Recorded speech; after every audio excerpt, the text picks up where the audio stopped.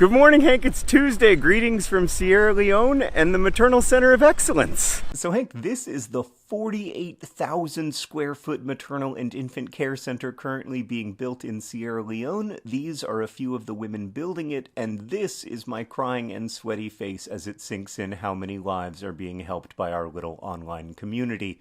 But let me back up. 8 years ago, when Partners in Health began working with Sierra Leone's Ministry of Health to strengthen the healthcare system in the Kono district, the maternity ward at Koidu Government Hospital did not look like this, overflowing with new moms receiving excellent care with a functioning operating room and blood bank and medical residents training to be the next generation of Sierra Leonean physicians. No, 8 years ago it looked like this. Dirt floors devoid of patients due to a long history of impoverishment, a horrific civil war, and the collapse of the already fragile healthcare system during the Ebola epidemic. What's been accomplished since is remarkable. Kono was the epicenter of the world's maternal mortality crisis, with 1 in 17 women dying in childbirth or pregnancy, but that's changed. Both maternal and child mortality have declined dramatically. Still, the healthcare system in Kono remains inadequate. There are only 41 maternal beds to serve a population of over 500,000 people, so the maternity ward is perpetually overfull, and mothers and children in Kono are still dying every day for want of emergency C-sections, ambulance services, and drugs to combat postpartum hemorrhage. It's simply not acceptable. And also, we don't have to accept it. That's where the Maternal Center of Excellence comes in. With help from the nearly $40 million raised by Nerdfighteria and PIH over the last 3.5 years, this will be the world-class healthcare center moms and kids deserve in Kono. Hank, it's impossible to communicate the scale of this place with a camera. But footers are being poured, trusses are being welded, plumbing and wiring is going in, and the first wards will hopefully open next year.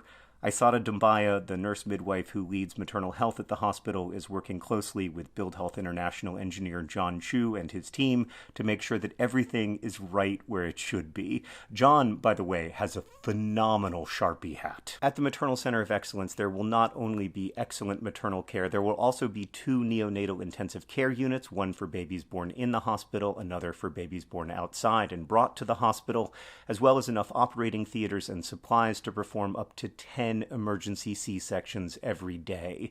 And the MCOE will also be a teaching hospital, so a new generation of midwives, nurses, and doctors will train there. We also got to visit the site where the dormitories and staff housing will be, and met some kids engaging in the time-honored cross-cultural tradition of young boys watching big machines. But it's not only healthcare workers who are learning and being trained via the MCOE. As John Chu explained to us, almost all the people working on the construction site have been trained in new skills, partly via classes and partly via, get this, educational YouTube videos. We go to YouTube University on TV. 65% of the construction workers on this site are women, and I got to chat with 3 of them, including Hawa, who was selling corn on the street in Koidu before getting this job, and who now has become an expert in reading blueprints and trains new workers on how to use tools. So I know the skill I'm learning is not only for today, it's for tomorrow. She told me about how profoundly her life has changed, but also about how she feels differently about herself. I'm proud as a woman now. Anywhere I go, people will be proud of me because they never see the construction women before. Marie has also been able to learn a highly skilled trade. Teach us about to cut, to weld, then now I'm a welder. And Success, after working as a mason on the site, is now a steel binder. She has a theory on why so many women are working at the MCOE. We know that one day we will give birth in this hospital. Our children will be coming here. So that's why we will try all efforts to build this hospital. But to be clear, Isata and her team aren't waiting on buildings to improve maternal and child health. More nurses and doctors are already training at the existing facilities. More community health workers are being hired to identify high-risk pregnancies via house call. And most astonishingly, a special care baby unit at the hospital has already dramatically reduced child mortality. The idea is that they should always have access to their babies and be able to feed on demand as needed. Before we visited the unit, Isata explained to us that as recently as 2 years ago, the vast majority of these babies would have died. The unit is full, so full that at times the team has to make unspeakably difficult decisions about who they can admit, but the babies here receive excellent care, world-class care, the kind of care that every baby deserves. There are many such special care baby units at hospitals around Sierra Leone, but very few of them are functioning, because it's not just about the building and supplying incubators.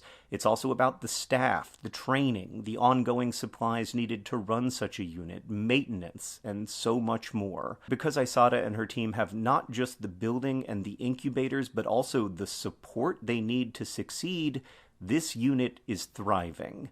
And so to the thousands of you who donate monthly at pih.org/HankandJohn, and the thousands more who've made one-time gifts, to the people who've brought attention by sharing this project with friends and family, this is the change you're making. 2 years ago, the parents of almost all of these kids would have gone home heartbroken. But the kind of dignified, high-quality health care that everyone deserves is coming to Kono.